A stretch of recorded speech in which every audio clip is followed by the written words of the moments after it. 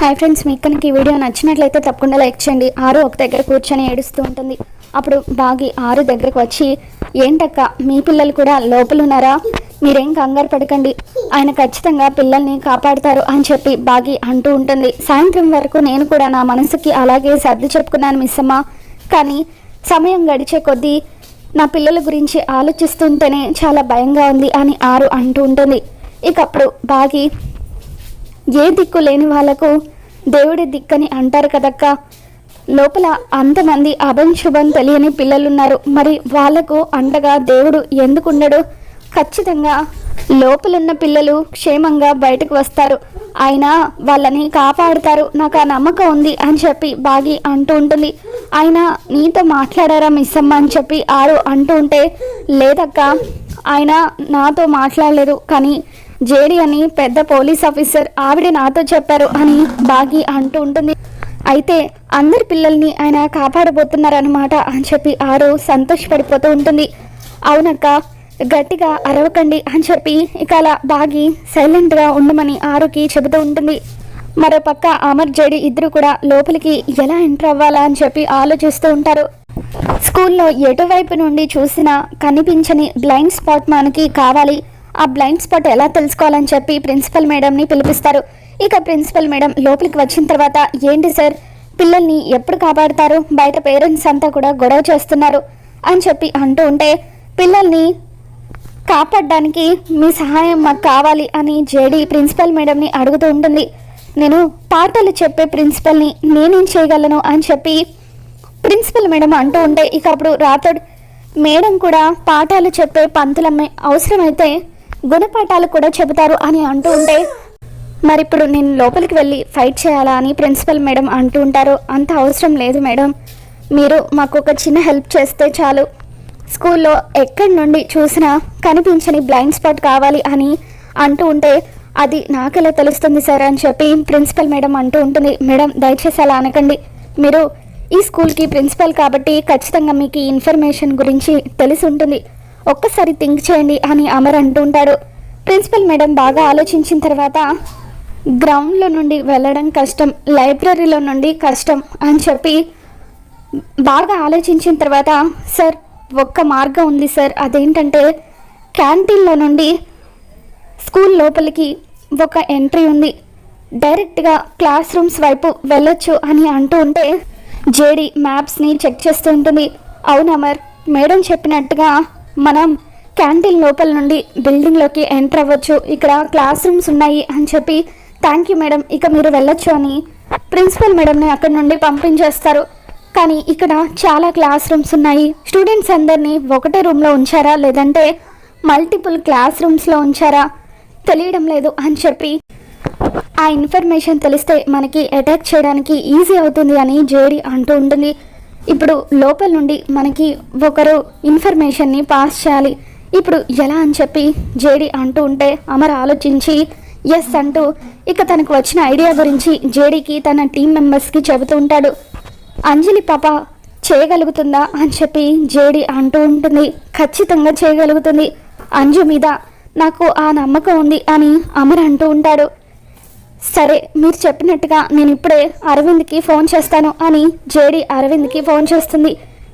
ఏంటి అమర్ అప్పుడే రాజీకి వచ్చేసారా అని అరవింద్ అంటూ ఉంటే, దానికి ఇంకా 1.5 hour టైం ఉంది అని జేడి అంటూ ఉంటుంది. మరి ఎందుకు ఫోన్ చేశారు అని అరవింద్ అంటూ ఉంటే, అప్పుడు జేడి, అమర్ చిన్న పాప అంజుకి హెల్త్ ఇష్యూ ఉంది, దాని గురించే మాట్లాడాలని ఫోన్ చేశాను, తనకి రోజు ఇన్హేలర్ తీసుకోవడం అలవాటు, ఈరోజు తను అసలు మెడిసినే తీసుకోలేదు, ఎక్కువసేపు మెడిసిన్ తీసుకోకపోతే ఆ పాప ప్రాణాలకే ప్రమాదం, అందుకే మెడిసిన్ పంపిద్దామని ఫోన్ చేశాను, మీరు ఆ పాపకి మెడిసిన్ ఇస్తారా అని చెప్పి జేడి అంటూ ఉంటే, ఏంటి జేడి ఇన్హేలర్ పేరుతో ఏదైనా అటాక్ ప్లాన్ చేద్దాం అనుకుంటున్నారా అని అరవింద్ అంటూ ఉంటాడు. అప్పుడు జేడి, అటాక్ చేసే వాళ్ళమే అయితే ఇంతసేపు ఎందుకు ఆగుతాం, ఎప్పుడూ చేసేవాళ్ళమే కదా, లోపల అమరేంద్ర పిల్లలు కూడా ఉన్నారు, పిల్లలంటే ఆయనకు పంచ ప్రాణాలు, పిల్లల కోసం రాఖీని వదిలేయడానికి ఆయన సిద్ధంగా ఉన్నారు అని చెప్పి జేడి ఆ తీవ్రవాదిని నమ్మిస్తూ ఉంటుంది. సరే, ఇప్పుడు మీరు ఆ పాపకి హెల్త్ ఇష్యూ ఉందని చెబుతున్నారు కదా, నేను ఇప్పుడే ఆ పాపని ఆ విషయం అడుగుతాను. ఆ పాప కనుక ఎటువంటి హెల్త్ ఇష్యూ లేదని చెప్పిందనుకో, మొట్టమొదట మేము పార్సల్ చేసి పంపించేది అమర్ చిన్న కూతుర్నే అని చెప్పి ఆ తీవ్రవాది బెదిరిస్తూ ఉంటాడు. ఇక ఆ తర్వాత అంజు పాప దగ్గరకు వచ్చి, అరవింద్, ఏ పాప, నీకేదో హెల్త్ ప్రాబ్లం ఉందట కదా, నీకు ఏం హెల్త్ ప్రాబ్లం ఉంది, నువ్వు ఏ మెడిసిన్ తీసుకుంటావు అని చెప్పి అతను అడుగుతూ ఉంటాడు. ఇక దాంతో అంజు పాప కంగారు పడిపోతూ ఉంటుంది. డాడీ నాకు హెల్త్ ఇష్యూ ఉందని చెప్పారంటే ఖచ్చితంగా ఏదో ఇన్ఫర్మేషన్ని తెలుసుకోవాలనుకుంటున్నారు, అంటే నాకు తెలిసిన హెల్త్ ఇష్యూ గురించే చెప్పుంటారు అని చెప్పి అంజు నాకు బ్రీతింగ్ ప్రాబ్లం ఉంది అని చెప్పి అంటూ ఉంటుంది. ఇక స్పీకర్లో అంజు పాప చెప్పింది విని జేడి అమర్ ఇద్దరు కూడా సంతోషపడుతూ ఉంటారు. నాకు ఆస్తమా ఉంది అని చెప్పి ఇన్హేలర్ వాడతాను అని అంజు అనగానే అప్పుడు సరే అని చెప్పి అరవింద్ పక్కకు వెళ్ళి, మీరు చెప్పినట్టుగా ఆ పాప కూడా బ్రీతింగ్ ఇష్యూ ఉందని చెప్పింది, సరే మెడిసిన్ స్టెప్స్ వరకు తీసుకువచ్చి అక్కడ వదిలేయండి, మేము తీసుకుంటామని చెప్పి అంటూ ఉంటాడు. ఇక దాంతో ఫోన్ కట్ చేసిన తర్వాత స్టెప్స్ వరకు వెళ్ళి మెడిసిన్ని ఇచ్చేద్దామని చెప్పి జేడి అంటూ ఉంటుంది. ఇక ఆ తర్వాత అమర్ రాథోడ్ ఒకసారి వెళ్ళి మిస్ అమ్మని లోపలికి రమ్మని చెప్పు, మిస్ అమ్మతో నేను మాట్లాడాలి అని అమర్ అంటూ ఉంటాడు.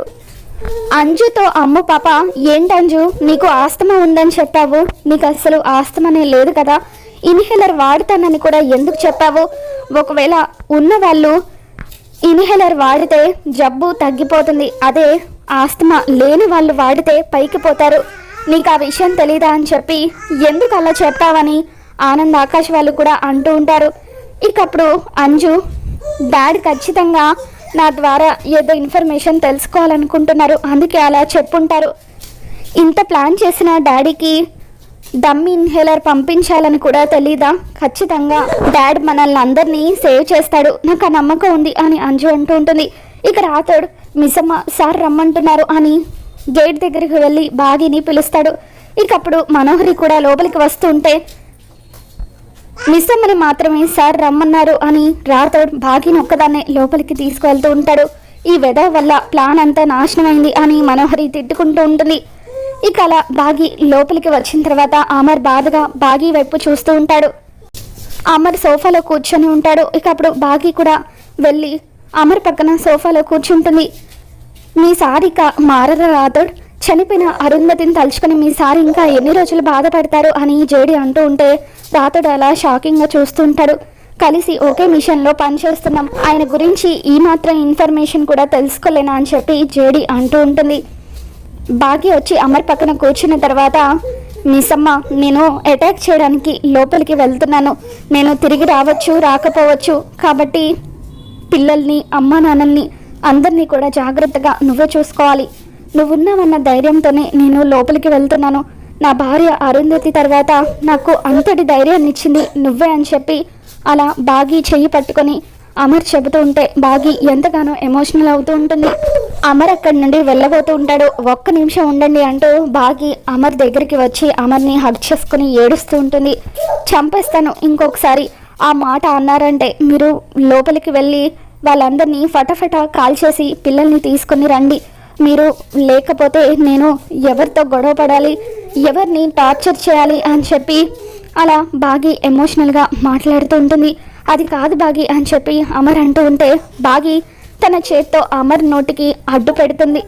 మీరు పిల్లల్ని తీసుకొని క్షేమంగా బయటకు వస్తున్నారు అంతే, పెద్ద హీరోలాగా చెప్పేసి వెళ్ళిపోతే అయిపోతుంది అనుకుంటున్నారా అని చెప్పి బాగి నన్ను కూడా కాసేపట్లో ఏడిపించేశారు అని అలా కన్నీళ్లు తుడుచుకుంటూ అమర్కి ధైర్యం చెప్పి బయటకు వెళ్ళిపోతుంది.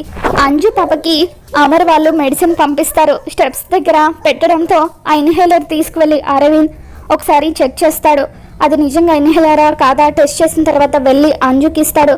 ఇక అంజు పాప కూడా దాన్ని టెస్ట్ చేస్తుంది. దాన్ని ఓపెన్ చేసి ఒక 2 సార్లు నోట్లో కొట్టుకుంటుంది. ఇక తర్వాత అరవింద్, ఒరే దీన్ని తీసుకువెళ్ళి బయటపడేసి రారా అని చెప్పి అంటూ ఉంటాడు. అమర్ వాళ్ళంతా కూడా కింద వెయిట్ చేస్తూ ఉంటారు. అందరూ కూడా ఒక దగ్గర నిలబడి ఏ ఇన్ఫర్మేషన్ రాలేదేంటి ఇంకా అని చెప్పి అలా వెయిట్ చేస్తూ ఉంటారు. ఇక అప్పుడు అంజుతో అమ్మో ఇంతకీ డాడీ అసలు ఏ ఇన్ఫర్మేషన్ తెలుసుకోవాలనుకుంటున్నారు, నీతో ఎలా కమ్యూనికేట్ అయ్యారు అని చెప్పి అంటూ ఉంటే ఇన్హేలర్కి మెడిసిన్కి మధ్యలో డాడీ ఒక పేపర్ని వ్రాప్ చేసి లోపలికి పంపించారు అంటూ అమ్ము చెవిలో ఏదో చెబుతూ ఉంటుంది. ఇక తర్వాత సడన్గా అమర్ ప్లాన్ ప్రకారం ఉన్నట్టుండి ఎలుక అమ్మో ఎలుక అని చెప్పి గట్టిగా అరుస్తూ ఉంటే పిల్లలంతా కూడా ఒకేసారి అలా అరుస్తూ గెంతుతూ ఉంటారు. ఎందుకు అరుస్తున్నారు అని చెప్పి అరవింద్ అంటూ ఉంటే అప్పుడు ఎలుకొచ్చింది అందుకే అరిచాను అని అంజు అంటుంది. ఇంకోసారి ఈ పిల్ల నోరు తెరిస్తే నాలుక కత్తిరించి పడేయండి అని అరవింద్ బెదిరిస్తాడు. పిల్లలంతా ఒకేసారి అరిచారంటే ఖచ్చితంగా అందరినీ ఒకటే రూమ్లో ఉంచారు అని చెప్పి లెట్ స్టార్ట్ ద అటాక్ అంటూ జెడి నువ్వు అటువైపు నుండి రా, నేను ఇటువైపు నుండి వస్తాను అంటూ చెరొక వైపు నుండి టెర్రరిస్టుల పైన అటాక్ చేస్తూ ఉంటారు. మరి రాబోతున్న ఎపిసోడ్లో అమర్ జెడి ఇద్దరు కలిసి పిల్లల్ని ఏ విధంగా కాపాడుతున్నారో మళ్ళీ మన ఛానల్ తెలుసుకుందాం. మీకు కనుక ఈ వీడియో నచ్చినట్లయితే తప్పకుండా లైక్ చేయండి. Thanks for watching.